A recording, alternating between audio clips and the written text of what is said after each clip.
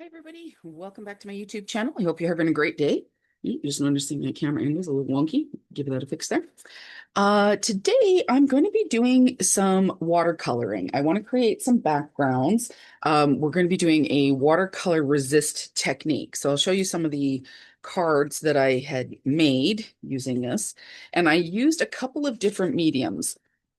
So this one here, I just used a traditional watercolor palette. Could use like a Crayola one or something from the dollar store or whatever. I used this one that I got from Michael's. So it's just a simple little kids kind of watercolor palette um, to do this. The only thing that you have to keep in mind if you're using a watercolor palette kind of like that one, it's a little chalky, so I did have to spray it with a fixative before I stuck it down here. But basically what I'm looking to do is get some cards that are going to resist, so have some of the beautiful trapping of the ink into the edges of the stencil here so that it kind of gets those different shades and highlights. It's not going to be very complicated at all, but I want some really nice, intense color. And I was really impressed actually with how much color I was able to get out of this from a watercolor paint because I then did this one utilizing like an ink pad, okay, without adding a lot of ink to it. So dye-based inks is basically, or anything that's can be mixed with water is what I did. And this got some beautiful tones to it as well, right? And then I also did this one, but I used re-inkers. So the inkers, actually bring in my distress ones here. So I have distress ink re-inkers, and this is just almost like solid dye with just a little bit of water added to it. So you get these beautiful, so it's very intense colors. And so I have some off to the side here. So I'm going to show you the technique, and then I have some that I have put aside to dry because I've used embossing powder to trap or to put the design into the paper. So you can't reheat it. So you have to let it dry on its own. So that creates a bit of a challenge. So I am not going to show you doing the embossing, okay?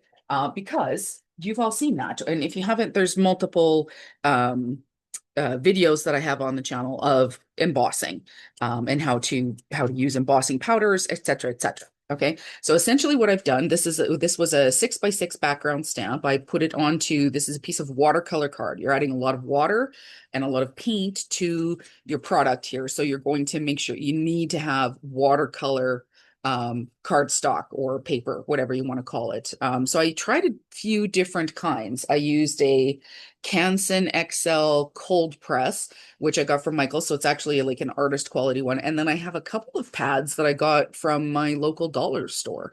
And they've all turned out really beautifully. So, play around with what you might have in your stash or what you can afford to pick up. Again, I recommend starting out if you're doing something like this, try it out first. See if you actually like it before you invest in a lot of materials, those kind of things. Even the re-inkers, for example, get if you're looking at that and you have a couple of ink pads that you need the re-inkers for, you could do this for any dye-based one. So if you have the mementos, maybe you have the re-inkers for your memento ink pads. Maybe you have Catherine Pooler ink pads and you have the re-inkers for those. These will all work the same as long as it is a dye-based re-inker, you can use it for watercoloring, essentially. Okay. Or if you don't have these, pick up, get one or two, maybe three colors. Get a red, a blue, and a yellow, and then you can create the rainbow, right? Like mix and match your colors together. You don't have to have every single one of these. If you don't have that, maybe you have some sprays. So I have the distress spray stains. I use that on some of the cards that I had done, or some of the background panels that I've done. And they worked beautiful. If you don't have that, check out your kids. Maybe your kids have some watercolor panels. If you've got the Crayola, like the 10 pot watercolor thing, try that. It should work the same. You have to put a lot more into it, but it will work as well. So try it out, see if you like it. invest in yeah, before you go and investing in a ton of product and things like that, see if you like it before you go and spend your hard-earned money on those. Okay, so this is my card panel. Now what I want to do is I'm going to put it onto a hardboard or something that I can lift and move around, etc. So I have these. I got this from the dollar store as well. Or I think that's where I got it from. I think I got it from Dollar Tree actually. And it's a smaller clipboard, basically. You can get those. I also have this one, which is just, again, I got this for $1.25 at the dollar store. So, it's just a simple board that I can lift and tilt and whatever. And I'm going to take some painter's tape, and I'm going to attach my uh, cardstock here, or my watercolor cardstock here to the board. So I'm going to seal it. I'm going to try, because this is already a pretty small piece. Now, I don't want to have I'm going to have just a small border. I want to make sure that it's well adhered, but I don't want to take up all of my um, area for painting kind of thing. So all I'm doing is taking some painter's tape and I am sealing it right to the edge here. I am burnishing along the edge like this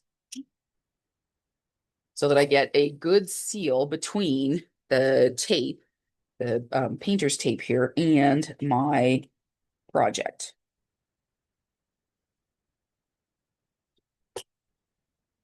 This will, when you're doing watercoloring, this will help to keep your paper. You'll still get probably some warping, but this will also help to control or minimize your warping as well. But it'll also help to keep your surface, like your cardstock, a little flatter while you're working on it, so it doesn't bubble quite as much. Okay. All right.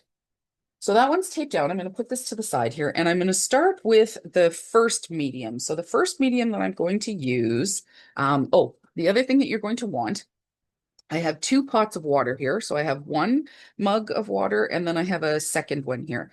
This is going to be the first one that I'm going to use is for dipping as clean water. This is going to be my swish one to clean it off. And then I've got a little piece of paper towel here to the side where I can kind of dab off most of the water from cleaning it off. And then try and keep this one because I'm going to do a few different colors, a few different panels. Keep this one as clean and as uncontaminated as possible. Okay, so that's what I'm going to be doing there. I'm also going to be utilizing my spray bottle. Is my spray bottle. Here it is. Okay. So I'm just going to be using my distress sprayer to add a little bit of water onto my cardstock to kind of get everything moving to start with often. Okay. So now what I want to do is I'm going to pull out I'm going to use the distress spray stains. And the colors that I'm going to be using are Wilted Violet, Blueprint Sketch, and Worn Lipstick. So I'm just going to give them a little bit of a shake. I don't know that these need to be shooken up, but we're going to work with that. And I'm going to pull this out. And you want to have a non-porous surface that you can mix on. So whether you have a palette that you like to work with, or a craft mat, or some tin foil, whatever. And I'm just going to pour out. Oop, that was a lot. Okay, you don't need that much. So it'd be smarter if I had a little eyedropper, but I don't have an eyedropper to kind of pull out. And I don't want to, oops, I don't want to spritz this out because then it goes all over my work surface. And a little bit too much. And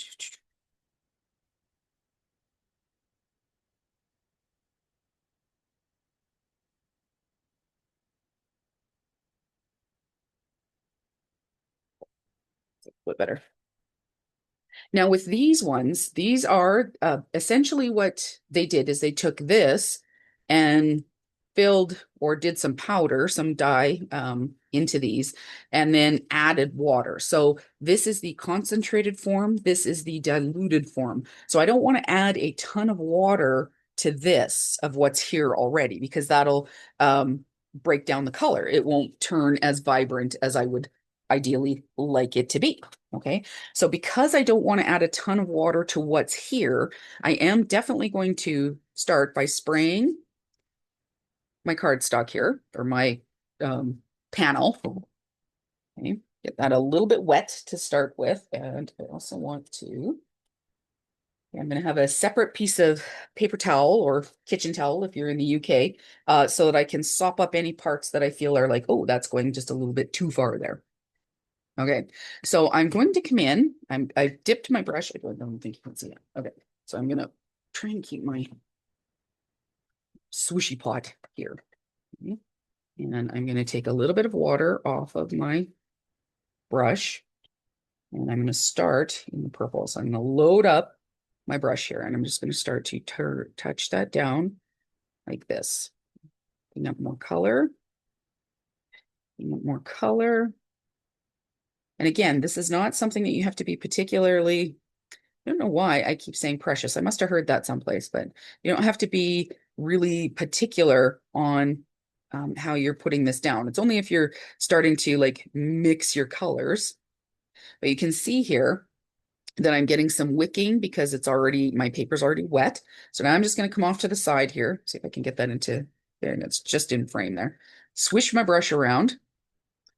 Give it a bit of a wipe on the side of the card here, or side of my glass. And I can see here that I've got quite a bit of water mopping right to the edge here. So I'm just going to run my paper towel, kind of give that a bit of a soak, or absorb a little bit of it there.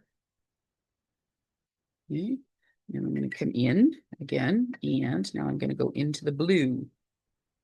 And I'm going to drop in blue like this. So, and again, I think this was Blueprint Sketch. I think that's what I said. Just going to touch it into certain areas here. Like that. Again, I don't have to be too particular. I've chosen colors that go fairly well with each other as well. Just so that it makes it easier for blending. I don't have to worry about, in this instance, I don't have to worry too much about it being like, getting too muddy. These colors will blend and make a deeper purple, or, like I'll get a pretty indigo color, things like that. Versus if I was doing purples and greens, I would want to pay a little bit more attention to what I'm doing there. Okay, so now I've got my brush. Here, I'll see if I can bring that in. There we go. Yeah. Just swishing off my brush, kind of tapping off to the edge here. Give it a little bit of a dip. And now I'm going to bring in, and I'm going to go into my lipstick pink. And we're going to go here. And pick up, and put it down. Pick up, and now I'm just adding color. Again, continuing to add the color into the areas that haven't been colored yet. And I can just continue to touch it in certain places. And here's where you want to make sure that you are getting enough color down, making sure that it's saturated. You could go back in once it's dry, but I can't, because I've done heat embossing on here, I can't go in and make sure that, like I can't dry it now, and then go back immediately and add more color in, kind of thing, right? Which is what you would typically do when you're watercoloring, because it will melt the embossing powder, which then my my liquid would get under there, which is not what I want. So now I'm just going to go back in, refresh up some of the purple, kind of like that, adding that in. I'm gonna swish off the brush here. I'm going to go in again with some of the blue.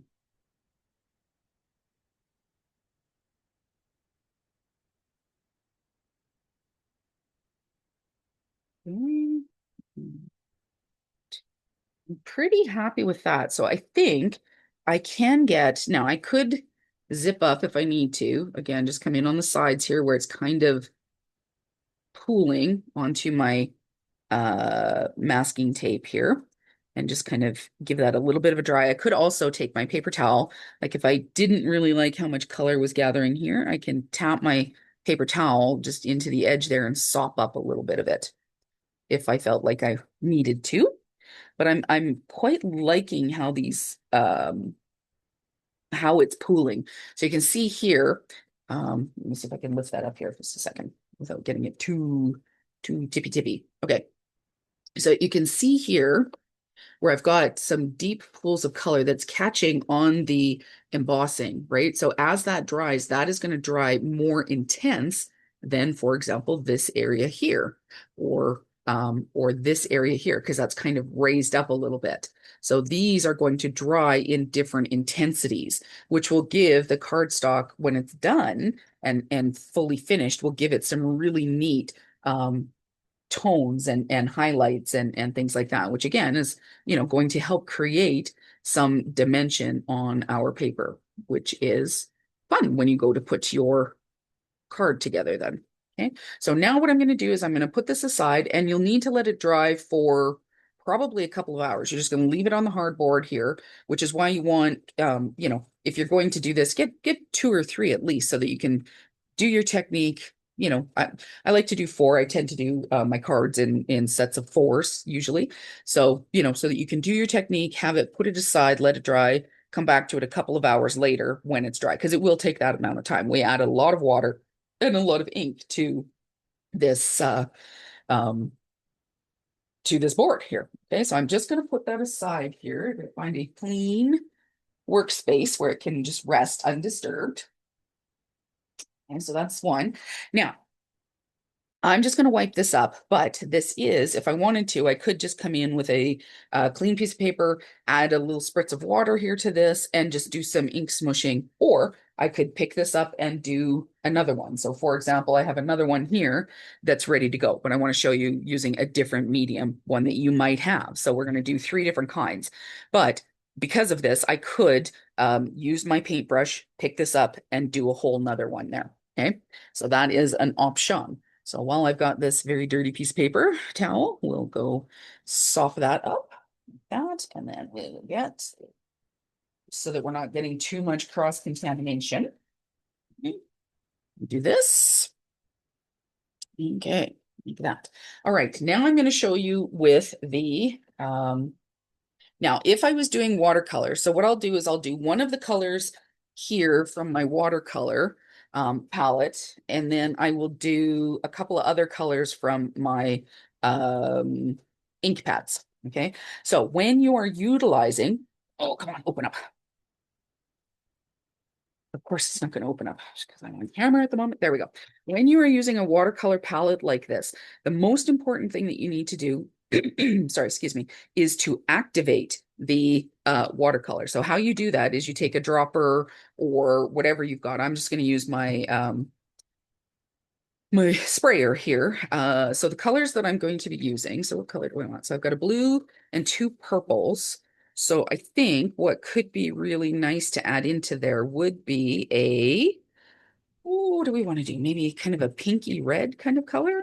I think that could be kind of nice. So I'm going to activate this one by saturating the palette here, because you need to have the water soak into the watercolor to get it activated. So it needs to soak in, and then you can start to use it. Okay.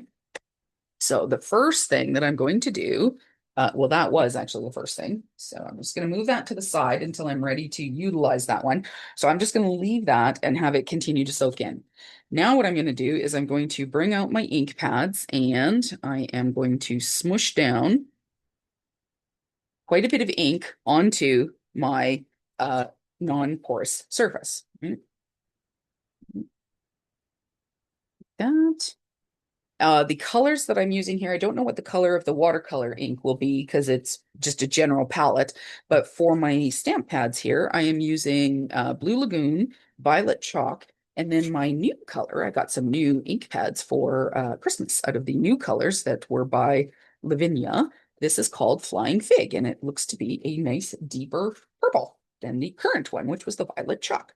Okay, so again, because the ink that is in your ink pads has already been somewhat diluted, or it's kind of spread out. I don't want to add too much water to these.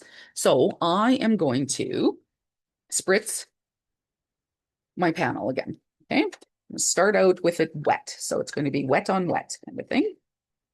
All right. And just kind of dabbing off my paintbrush here. And I'm going to swish it off to the side here. And I am going to take a little bit of water from my clean cup and I'm going to smush it into my ink, turning it into watercolor essentially. And now I'm going to add in, and I'm just going to take that and add it to my paper, my cardstock. So some interesting shades here. Okay, and I'm going to swirl that off. Dip. And we're going to come in with the other. So that was the flying fig. This is going to be the violet chalk. And come in here. It's very quite deep enough. So let's add a little bit more color here.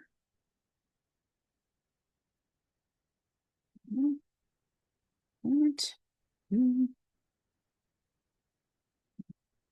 that over here. That. Okay. Some of these colors, these can actually come a little bit together here. We need to. Okay. And dip off my brush again. Get a bit of a dry, and now I'm going to add in, and we're going to come in with the Blue Lagoon. Bring in some of the blue here. So I'm just looking to add some contrast in a few places. So obviously we're not doing a scene. All I'm looking to do is have my colors be trapped within, or like they'll start to pool where I have the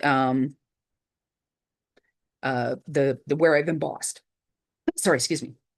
So that's what I'm looking for, is I'm just looking to have my colors. Some of them I want them to wick out a little bit, which they might, or they are seeming to. I'm gonna clean these up here. It.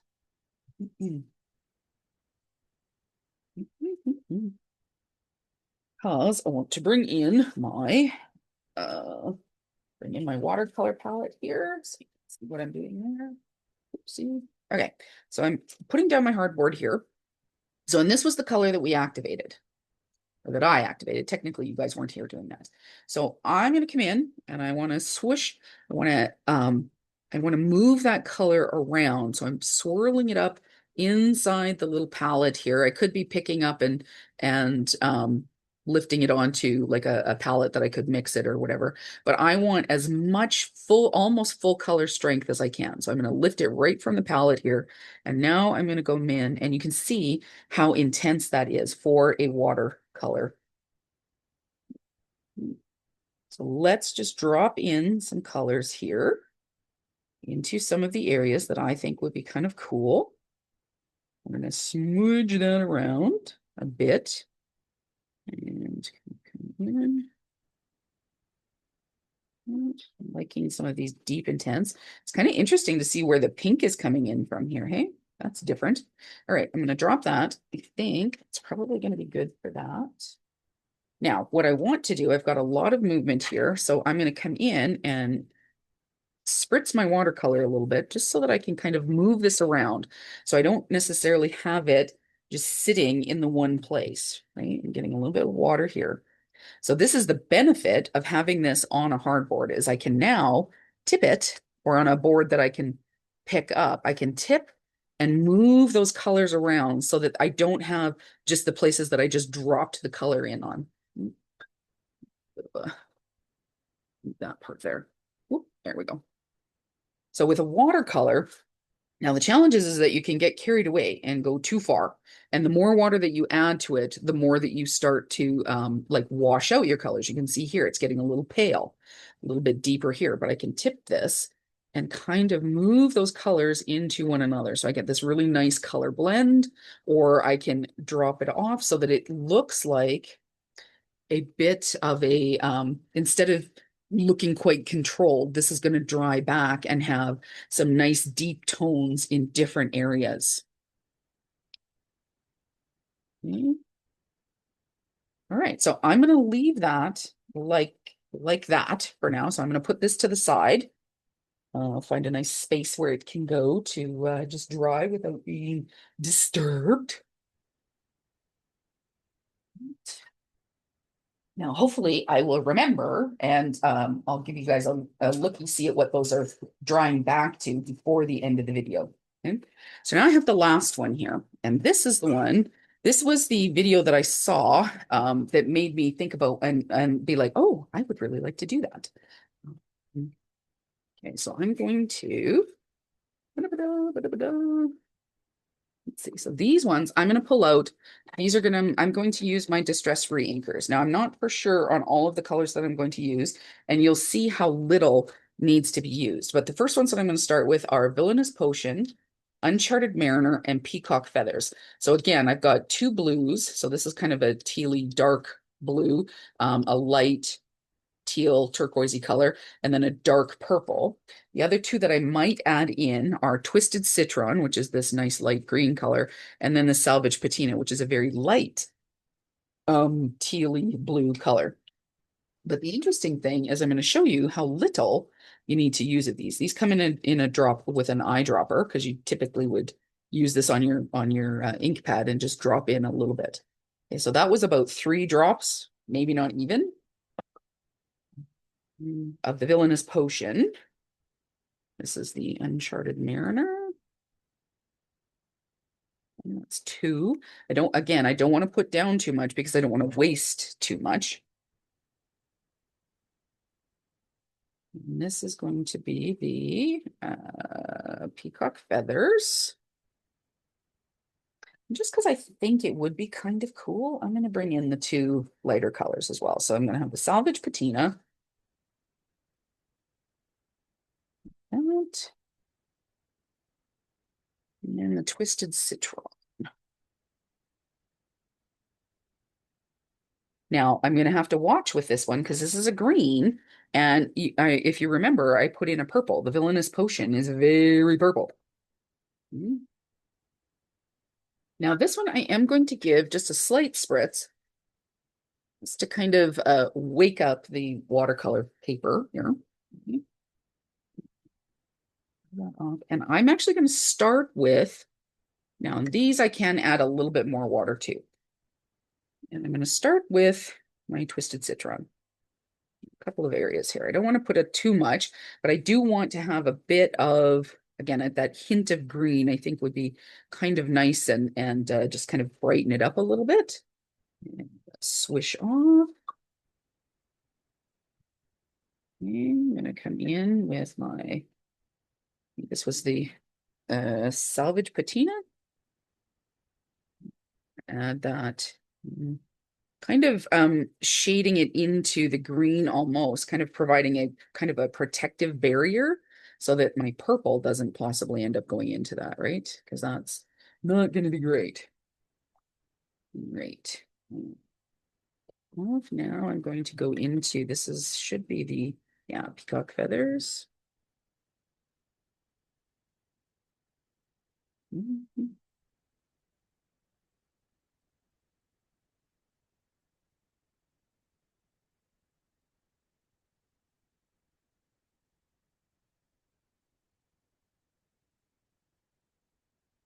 And then I'm going to go in with the next one, which was the Uncharted Mariner.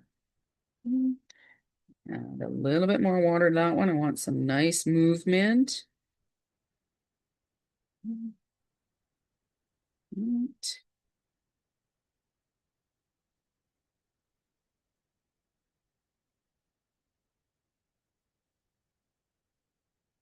These colors are looking really pretty together. I'm really happy with these, so that's kind of cool. It's always nice when you've guesstimated on your colors correctly.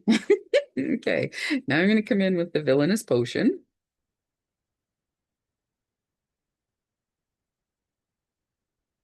And I'm just adding this to the areas where there isn't any color yet.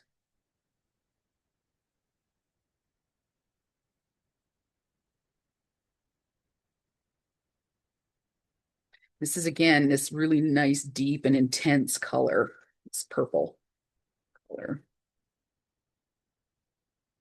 Okay. So you're starting to see some wicking happening. It's moving.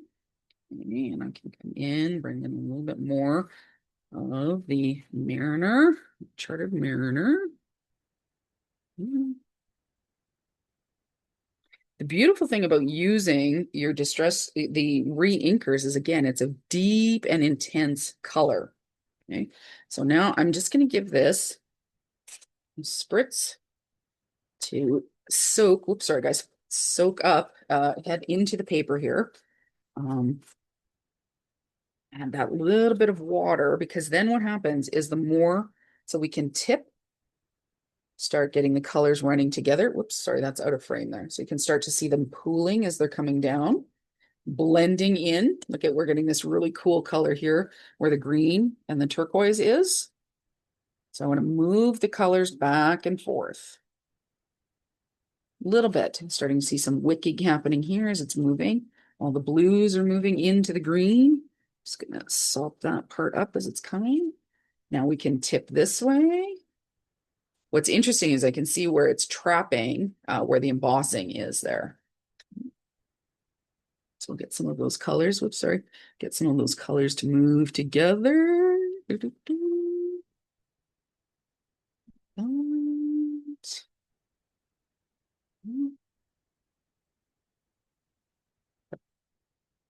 That is going to dry back and be really, really cool. So I'm pretty happy actually with how that looks there. Getting some really nice coloring in here.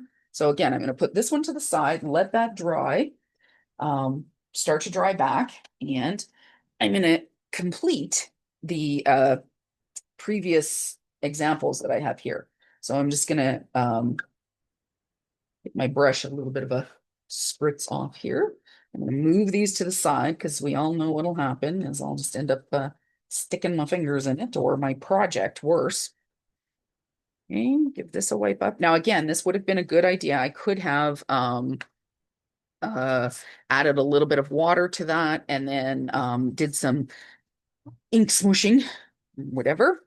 So now I have a nice clean surface, I think. Let's bring baby wipe out, make sure that this is pretty clean. Okay. Yeah, good. Okay, now give that a dry. So, it's nothing, it's always fun to be using white card bases on when you've got dirty palette here. So I'm just going to get my adhesive ready here so that we can stick this on. So these are two panels that I had completed previously.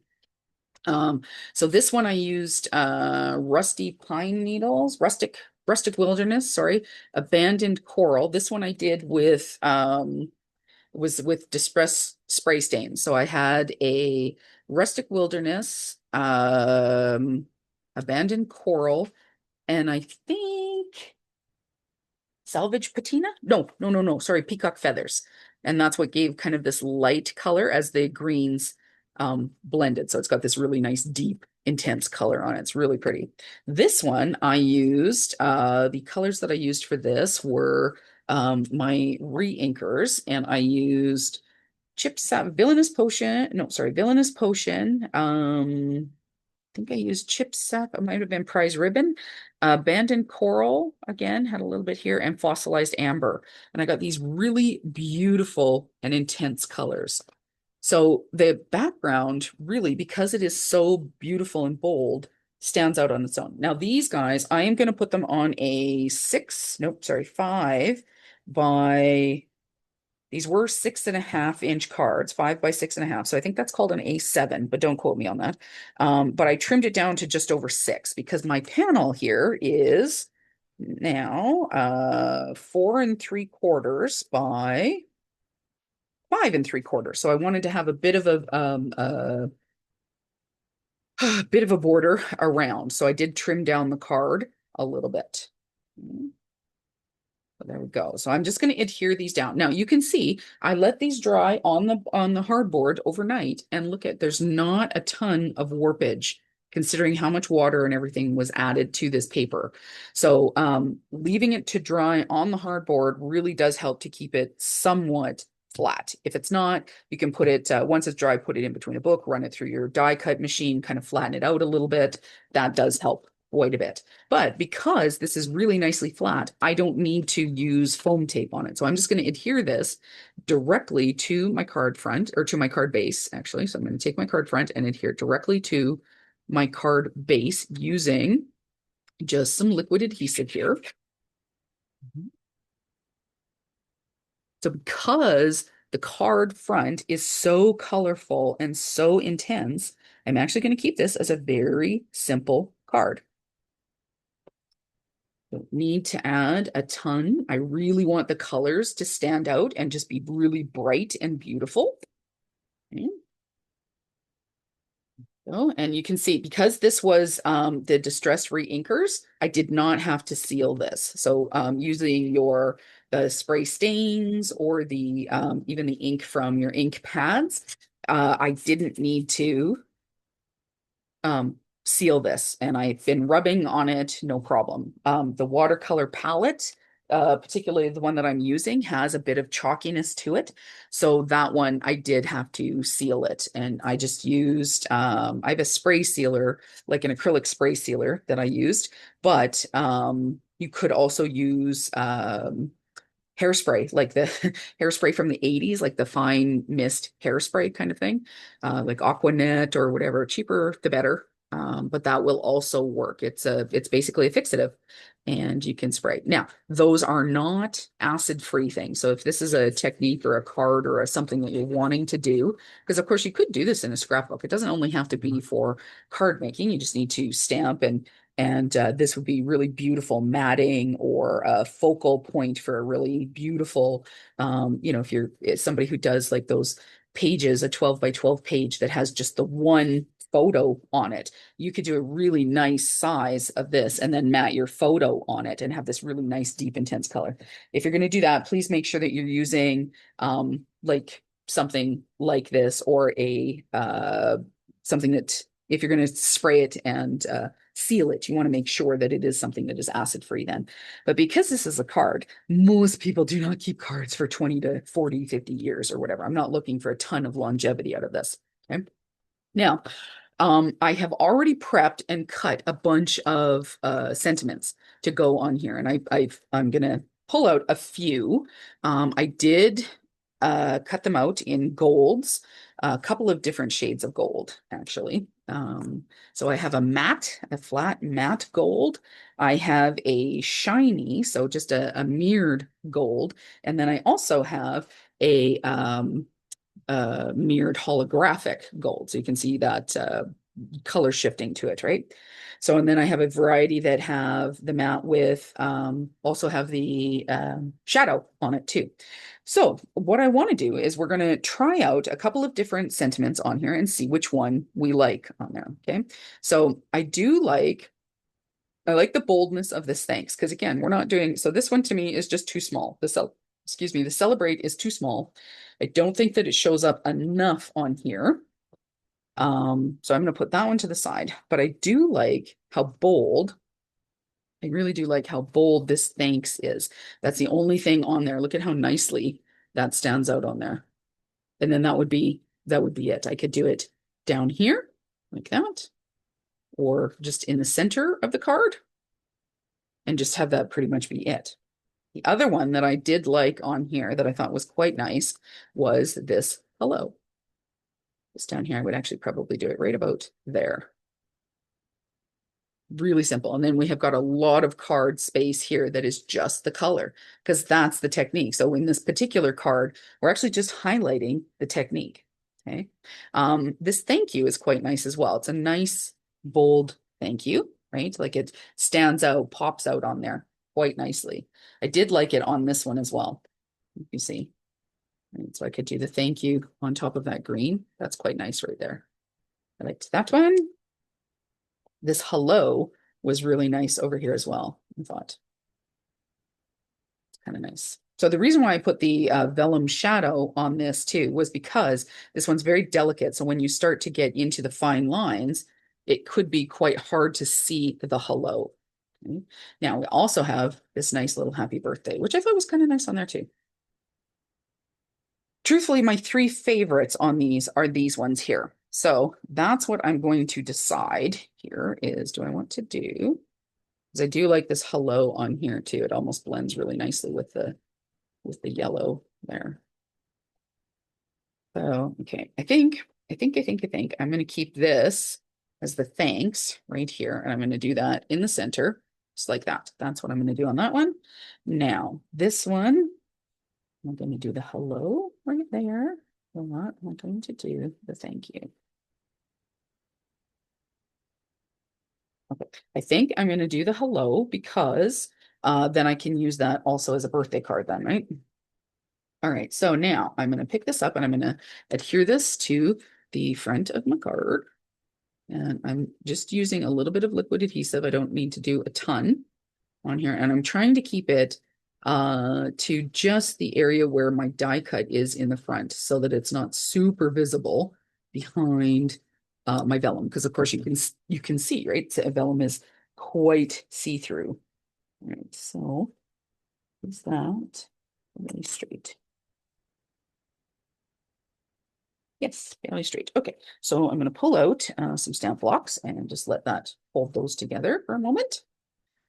Right, and now got this is really nice and chunky. The other thing you could do on this one too is build it up. So put a couple of black, like 2 or 3 layers of black or white cardstock, cut it out again to pop it up a little bit and give it a little oomph on here. But I think because it's so shiny, I'm perfectly comfortable with the amount of oomph it has on the front here.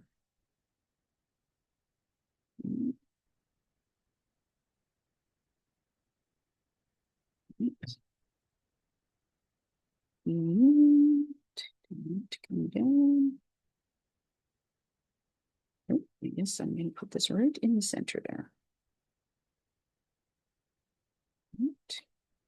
Stick that down. It should be here and pick that up and do that. Okay, so now I'm going to put on a few baubles on here. And I was playing around with this last night because I was thinking, oh yeah, this would be really cool. I got these really beautiful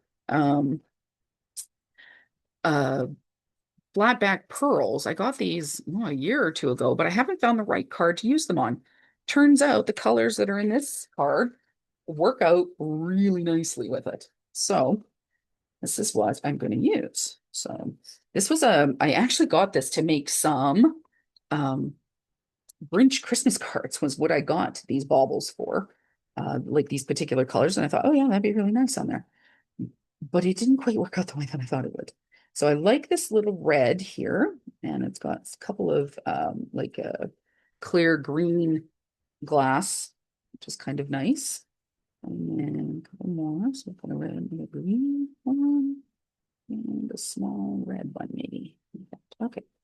So because I have so much space now, I typically like to go from bottom left to the top right when I'm doing my bejeweling and whatever. But because there's so much space this way, I'm going to move my the baubles or the pearls. I'm going to move them this way. So this green, I'm going to put up here because I want this one to go there. Kind of like that. And then these guys are going to come down into here, like so. I'm going to glue those down and then show you. But first of all, I'm going to put these back in here or I knock them over. Yeah. Again, I'm just using a simple wax stick here, wax pickup stick. You can get fancy tools if you want, but this thing is actually, you can get them really inexpensive, and they're used by nail technicians for picking up the little jewels and whatever that they put on nails, right? When they're doing the fancy nails. Yeah. Okay. That's going to be that right there. So again, it's a very subtle detail, the flat back pearls that we're adding on. So and that's okay. You don't need it to be whoosh in your face. Now for this one, I do have let's see, we can just do gold, which would be all right. I've got some nice clear baubles here too. Not baubles, they're flat back pearls. So I've got some flat back ones there. I also have, these ones might be kind of neat. They are a clear iridescent flat back, but they should be, because they're clear, it should take on some of the colors from behind. Like when you lay it on there, see how it almost disappears? So it almost looks like a raindrop. I know that's kind of interesting. So it'll change the color just based on what color I'm putting it on. So, and as I said, okay, so I typically like to do this way and then go. And what we got there? And then the bigger one, there's one right there. So let's go up here. You can come over this way. So, and then like that. Yep, I like that. Look at me being so decisive here today. You watched the last video, the one where I made the birthday cards. I thought it was going to take me 5 minutes. Okay, video will be done. I'm just putting on some blingage, and yeah, it took much longer than it should have.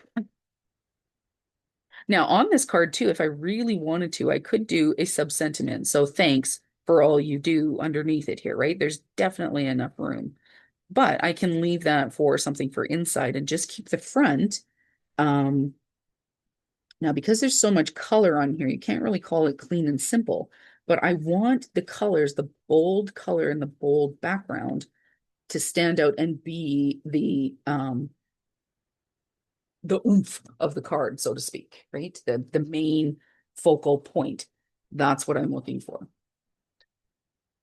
So once my liquid adhesive dries, okay, that'll dry clear. And then those colors, these baubles or the flat back pearls here will just continue to pick up the color from underneath it, which is kind of cool. And we've got this one here, nice and simple. So in both of these cards, I didn't do like make them super blinged out because I could use these for masculine cards as well. There's not a ton on them. They're very simple cards, even though they have a lot of color and a lot of punch to them. They're fairly simple cards. Okay, so before I finish out the video here, I want to show you where we're at with where everything is drying. So I'm just going to move these to the side for a second so that because my panels are still a little wet, so that they don't drop anything. Okay, so here is how the first panel is drying. Okay, so on the first panel, that was the one that we used our distress spray stains on, right? Look at the beautiful colors that we're getting. So you can see here it's fading. It's a little soft here. And then we're getting this nice fade, but these will be a slightly more intense. So the only thing that you need to remember to do once your panel is dry, you're going to come in with a clean piece of paper towel or an edge of paper towel or whatever, and you're just going to buff off. Okay, so just come in and buff off the area of the embossing. That will help to uncover it, make sure that it's clear and you can see the beautiful like metallic or whatever you've done behind it. I do recommend using gold, silver, copper, that kind of thing. Could do a black too, but you'll probably get a lot of black spots. It's very hard to emboss with black embossing powder, but it is doable. But again, you would have those really nice colors that then hold and trap in your watercolor and help that saturate. Okay, so that's the first one. It's going to continue to dry. Here's number two. That looks really cool. So this was the one where we used the ink pads, right? So I smooshed the ink pads. And then also I used a little bit of my watercolor palette, right? So just my cheapo craft store or dollar store watercolors. And look at how beautiful that's going to be. It's going to be a very soft, kind of pastel-y versus the deep, intense color, but it still has a really nice color saturation. Okay, so that's that one. And then the last thing that we did, which is actually drying quite a bit already. Look at that. That is going to be just gorgeous. So then I would come in and just, again, buff off my embossing powder to make sure that I don't have any color or ink sitting on top of that. And it helps to bring that up again. I'll probably have to trim it down a little bit. I would do this because it's a square. I'll probably do this in a 5.5 by 5.5 inch card. Um, so I'll trim it down to that size. But again, I would probably just do very similar to what I had done on here. I'm going to keep it quite simple. This is exactly what that would look like, is just do sentiment and have the background stand for itself. Beautiful, beautiful, beautiful colors. Okay, so this one is almost dry to the touch, but I want to leave it on here so that it will then continue to dry and flatten out. So I will play with these tomorrow. When you are utilizing and getting ready to pull up your hardboard, when you're pulling these up, you want to peel, take your tape, and you're going to peel it back on itself, just like this, so that it will then lift without ripping your project. So when you pull it at a 45-degree angle like this, then it doesn't peel from the your cardstock. Okay, I'm going to seal that down there because I do want that to dry on the board so that it becomes sticks down a little bit better. Okay, so here are the two cards that we did today. Here are my samples that I had completed previously with these gorgeous techniques. So again, I just used a background stamp, picked out a background stamp that had some nice definition, some nice lines. And then this one was my favorite to use, but I have this one that is some leaves, and I could have done snowflakes. That would have been really cool too. But of course, we've now moved out of Christmas season, so I won't be doing the snowflake ones, but it traps the color, adds it really beautifully, and then you get these really nice and intense colors. So this is going to be the class today. I hope you enjoyed it. Please, if you have any questions or have any comments, please keep them kind. But if you have any questions or something that I didn't cover or thought that I missed or something like that, please, by all means, put it in the comment section. I'd be happy to hear. What did you think? Are you going to try this out? What kind of supplies do you have that you think might work as well? Because you might have something that I haven't thought about, which is very, very real. I just use the supplies that I had, which is what I encourage you to do to start with. Try it out, see if you like it. But once you do the embossing, so stamping and embossing, drying it, putting it aside, then putting it on the board. If you have a bunch of hardboards, this is a very quick technique to get, if you have 10 or 12 hardboards, tape them all down, do your inks, whatever, put it aside to dry. And then the next day you come in, you've got 12 card bases ready to go to prep. This is a really good technique to very simply batch card make. You could do, if you had a heart background. I do have a heart background. Could make a bunch of Valentine's cards, stamp that, and then all you have to, Happy Valentine's Day, happy, put your sentiment on. You could stamp and put a sentiment on, or whatever. But by the time you get to this, you'd have a lot of them done all at once without it taking a lot of time. It's the prep takes time, but the actual technique itself and getting to that point doesn't take very long. And then you've got these beautiful backgrounds and a whole set. The other nice thing is you could do, let's say you like to give card sets. That's what I do for my friends for their birthdays and then for Christmas as well, as I make them a set of note cards. What's really nice is you could do in similar colors or differing colors, it doesn't matter, but stamp like 6 or 10, whatever, and then print out a bunch of different sentiments. So have thanks, have a couple of happy birthdays. You're always going to need those. Just a notes, or thinking of you, or a couple of with sympathy, hello. Again, so if you're doing 6 cards, have at least 2 to 3 happy birthdays, then do a thank you and a with sympathy and a hello, or just a note kind of thing. Leave them blank. And then that makes a wonderful gift set. They're all similar, right? If I had 6 or 10 of this size or of this size or this whatever, one size, and then you're good to go. And it makes a beautiful gift. They all go together very, very simply, right? With a bit of a theme or something like that. That would be really nice. Yeah, okay. That's going to be the class today, guys. I hope you enjoyed it. Look forward to the next one. I'm also going to do a night sky watercolor. So showing how to do a really simple blend watercolor background to create a night sky. That look forward to that. That's going to be one of the upcoming videos. And then, yeah, in the link below, I will make sure to have my buy me a coffee if you enjoyed the class and would like to help support me and feel called to give a little something for time and what you learned. By all means, please follow that. Again, it's not a requirement, but I do appreciate it for those of you that like to do that. And I will see you guys in the next video. Take care and bye-bye.